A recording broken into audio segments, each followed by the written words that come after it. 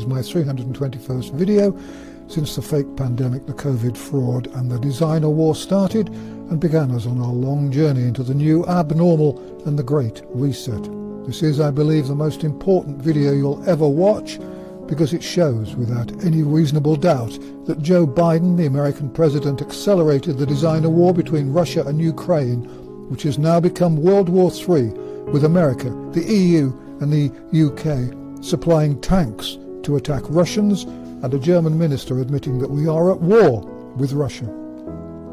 Moreover, America, the EU and the UK are deliberately pushing us remorselessly towards the world's first and probably last nuclear war.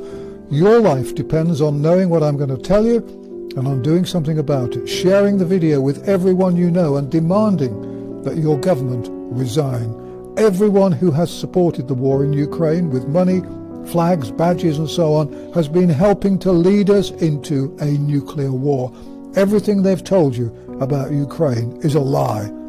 The plot to start this war began in 2014 when America and the European Union, of which the UK was then a fully paid up member of course, helped overthrow a democratically elected government in Ukraine. Former President Obama admitted in 2015 that the US had been involved in replacing the democratically elected government and offering the incoming government, now headed by Zelensky, billions of dollars in aid. There are plenty of statues to and much support for Nazi collaborator Bandera. Look him up.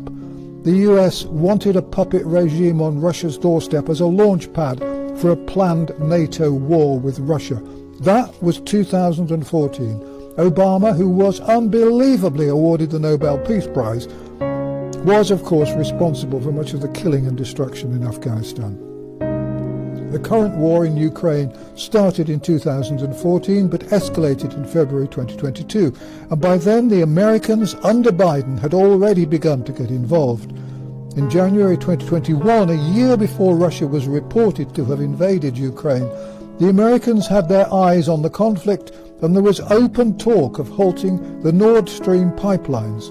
Biden, you'll remember, became the 46th US president in January 2021. Before Russia invaded Ukraine, Biden warned, quote, "If Russia invades, then there will be no Nord Stream 2, we will bring an end to it."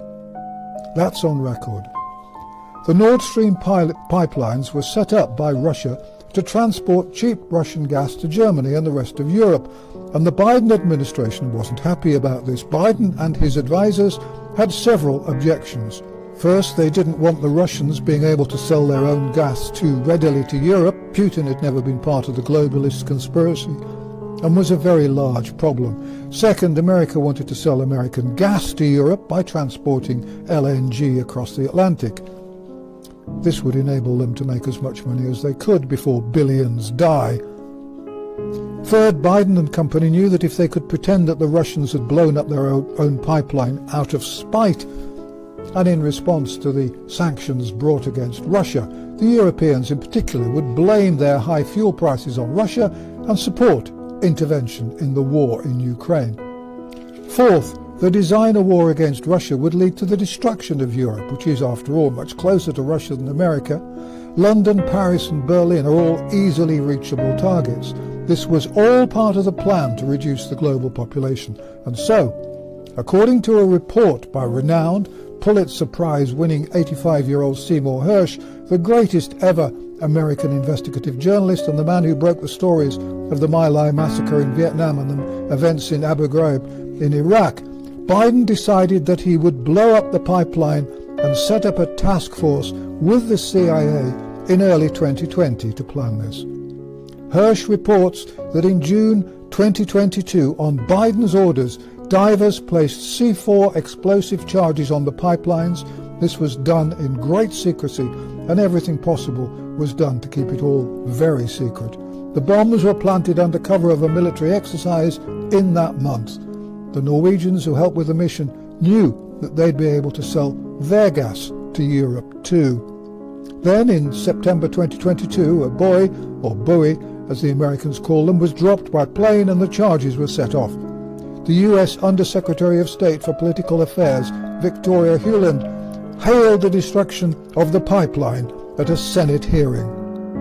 Inevitably, the US blamed Russia, claiming that they'd blown up a pipeline which had taken Russia 15 years to build and had cost $20 billion. The result of all this is that the prices for fuel in Europe and the rest of the world have skyrocketed. The price of food has inevitably soared too. There will be hundreds of millions of deaths in Asia and Africa, where people can no longer afford fertilizers, food or fuel. Biden must go down into the history books as one of the most evil men in history, and now we're heading rapidly towards a nuclear war. Under Sunak's alleged leadership, Britain, pretty well bankrupt and at the start of a major recession, is talking about supplying jet fighters to Ukraine on top of the billions of pounds worth of bombs and bullets already sent. And it seems certain that it will. America and Germany and the UK all denied that they'd send tanks, but they are. And the UK is already training Ukraine pilots to fly British jets. The future is now bleak indeed. We have been betrayed by everyone. In the UK, Charles the hypocrite, and a staunch supporter of a smaller global population, has always been a vocal supporter of Ukraine. The globalist conspirators know that the COVID jab has destroyed the immune systems of billions and will make those individuals who have been jabbed far more vulnerable to the radiation effects if nuclear bombs are dropped.